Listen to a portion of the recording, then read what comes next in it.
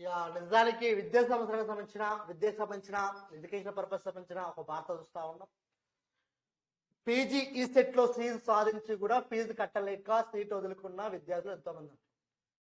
ఏ government ఉన్నా ఎవరేమున్నా పేద విద్యార్థులకు వైద్య ఆరోగ్యం మరియు విద్య పైన సరైన సదుపాయాలు సరైన వసతులు కల్పించక ఈ రాష్ట్రంలో పేదలు అనేక అవస్థలు పడతా ఉన్నారు. ఇవాళ బీఆర్ఎస్ కానీ కాంగ్రెస్ కానీ ఏ ప్రభుత్వం ఉన్నప్పటికీ కూడా పేదల పక్షాన చిన్న చూపే చూస్తా ఉంది. అత్యున్నతమైన విద్య చదవాలనుకున్న లక్ష్యంతో సీట్ సాధిస్తే పీజీ ఈ సెట్ సీట్ సాధిస్తే ఫీజు కట్టలేని దుస్థితి ఉండి సీటు వదులుకున్నారంటే ఎంత దారుణం.